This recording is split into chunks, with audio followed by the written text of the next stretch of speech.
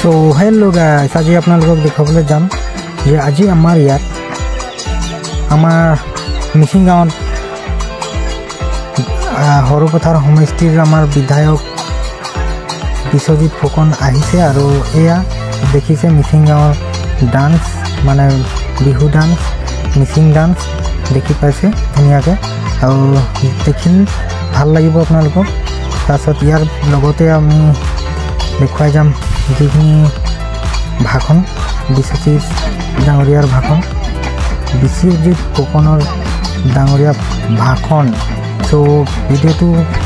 শুৰুৰ পৰা আন্ত তক চাই ৰাখিব ঠিক আছে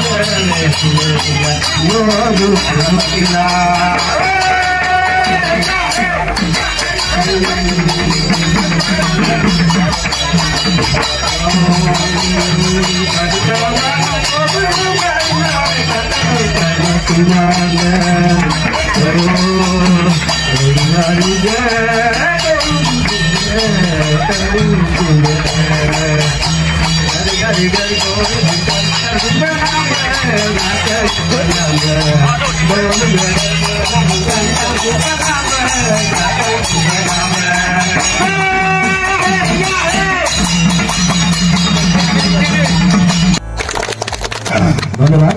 ইয়াৰ পিছতে আমাৰ গীতামণি টেকু ডাঙৰীয়াও বিধায়ক মহোদয় এখনি ফুলাম গামোচাৰে আদৰণি জনাব বিচাৰিছে ধন্যবাদ জনালো ইয়াৰ পিছতে মই আপোনালোকৰ মাজত আমাৰ অতিথিসকলক চিনাকি কৰি দিব বিচাৰিছো সৰ্বপ্ৰথমে আমাৰ বৰপথাৰ মিউনিচিপালিটি বৰ্ডৰ অধ্যক্ষ শ্ৰীমান সঞ্জীৱ কুমাৰ বৰুৱা দেৱ একে সঞ্জীৱ কুমাৰ বৰুৱা ইয়াৰ পিছত আমাৰ বৰপথাৰ মণ্ডলৰ সভাপতি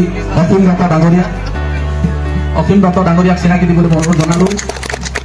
গোলাঘাট জিলা কিষাণ মৰ্চাৰ সভাপতি হৰেণ গগৈ ডাঙৰীয়াক চিনাকি দিবলৈ অনুৰোধ জনালো ইয়াৰ পিছত শান্তানু ফুকন গোলাঘাট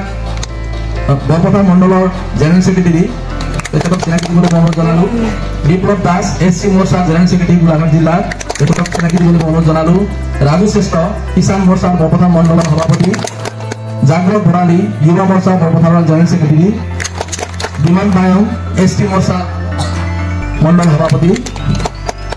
অমিত গগৈ সোসাইটি প্ৰেসিডেন্ট আসাম সমবায় প্ৰসেসিং সোসাইটি দিব্য গোহাঁই কিষাণ মৰ্চাৰ জেনেৰেল ছেক্ৰেটাৰী নিপেন শইকীয়া কিষাণ মৰ্চাৰ ডিষ্ট্ৰিক্ট অফিচ ছেক্ৰেটাৰী গতিকে মই চিনাকি পৰ্ব ইয়াতে সামৰণি মাৰিছো ইয়াৰ পিছত চিনাকি মনোজ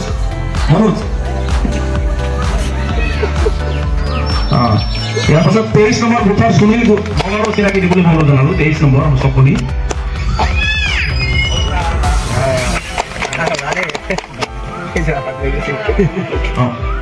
ইয়াৰ পাছত আমাৰ বিধায়ক মহোদয় আগন্তুক নিৰ্বাচনৰ প্ৰচাৰৰ বাবে যিহেতু আহিছে তেখেতে ৰাইজৰ উদ্দেশ্যি দুআষাৰমান বক্তব্য আগবঢ়াবলৈ আপোনালোকক অনুৰোধ জনালো এই মিচিং গাঁৱত দীঘলী মিচিং গাঁৱত অনুষ্ঠিত এই নিৰ্বাচনী সভাত উপস্থিত থকা সভাপতি অসীম দত্ত ডাঙৰীয়া জিলা কিষাণ মৰ্চাৰ সভাপতি হৰেণ গগৈ ডাঙৰীয়া আমাৰ কোঅপাৰেটিভ প্ৰচেছিঙৰ সভাপতি অমিত গগৈ ডাঙৰীয়াকে ধৰি ৰাজু খানাল ডাঙৰীয়া আমাৰ মাজত উপস্থিত থকা বিমান বায়ং শান্তনু ফুকনকে ধৰি গীতামণি টেকু ডাঙৰীয়ানী এই অঞ্চলৰ বিশিষ্ট ব্যক্তিসকল আইসকল উপস্থিত জ্যেষ্ঠসকল সুধীবি মই আপোনালোক সকলোলৈকে আন্তৰিক শ্ৰদ্ধা জনাইছোঁ আৰু আহি থকা ৰঙালী বিহুৰ ওলগ আৰু শুভেচ্ছা জনাইছোঁ। আশা কৰিছোঁ নতুন বছৰে সকলোৰে বাবে মংগলৰ বতৰা কঢ়িয়াই। আমি সকলোৱে গম পাইছোঁ যে অহা 17 তাৰিখে 19 তাৰিখে ভাৰতৰ যি লোকসভা নিৰ্বাচন অনুষ্ঠিত হ'ব, লোকসভা নিৰ্বাচনৰ প্ৰথম পৰ্যায়ত আমাৰ কাজিৰঙাৰ বাবেও নিৰ্বাচন হ'ব। আগতে কলিয়াবৰ আছিল, এতিয়া সমষ্টিটো নতুন নামাকৰণ হ'ল কাজিৰঙা। আৰু এই কাজিৰঙা লোকসভাৰ বাবে যিসকল প্ৰাৰ্থী আছে তাৰ ভিতৰত ভাৰতীয় জনতা পাৰ্টীৰ প্ৰাৰ্থী বলিষ্ঠ যুৱনেতা নিকা সৎ চৰিত্ৰৰ এজন যুৱক কামাখ্যা প্ৰসাদ তাছা ডাঙৰ। এই নিৰ্বাচনত আপোনালোকে যেতিয়া ভোট দিব,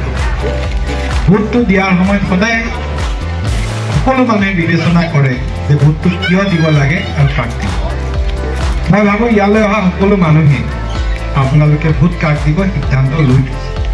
তথাপিও নিৰ্বাচনী সভা যিহেতু, গতিকে নিৰ্বাচন আৰু ভোটদান সম্পৰ্কত বা বিগত সময়ছোৱাত ভাৰতীয় জনতা পাৰ্টী আৰু কংগ্ৰেছ দলৰ কাম কাজৰ সম্পৰ্কত মই দুআষাৰ বক্তব্য ৰখাৰ প্ৰয়োজনীয়তা আছে। 14 চনত বিজেপি চৰকাৰ হোৱাৰ পাছত আৰু বিজেপি চৰকাৰ হোৱাৰ আগত দিল্লীত কি অৱস্থা আছিল, দুয়োটা যদি আমি তুলনা কৰি চাওঁ, আগত ভাৰতবৰ্ষৰ অৱস্থা পৃথিৱীৰ ভিতৰত দুখ লগা আছে। ভাৰতৰ প্ৰধানমন্ত্ৰীজন ক'ৰবালৈ গ'লে, মনমোহন সিং যেতিয়া আছিলে, বিভিন্ন ৰাষ্ট্ৰপ্ৰধানৰ সন্মুখত তেখেতে ক'ৰবাত চুকত ৰৈ আছে। আজি নৰেন্দ্ৰ মোদী ডাঙৰীয়া যেতিয়া পৃথিৱীৰ বিভিন্ন ঠাইলৈ যায়, বিভিন্ন ঠাই লাখ লাখ মানুহে তেখেতক লগ কৰিবলৈ। সো হেল্ল' গাইজ, এয়া দেখিছে আজি ইমানেই আছিলে। আজি থুলমূলকৈ মই দেখুৱালোঁ আপোনালোকক এই মিটিংটো, যে কি ভাল কেনেকুৱা পালে, আৰু যদি ভাল লাগে তো লাইক কমেণ্ট শ্বেয়াৰ কৰি ছাবস্ক্ৰাইব কৰিবলৈ নাপাহৰিব। ঠিক আছে, তো ব'লক এতিয়া আজিৰ মিটিংখন ইমানতে ভংগ কৰিলোঁ আৰু দেখুৱালোঁ যিটো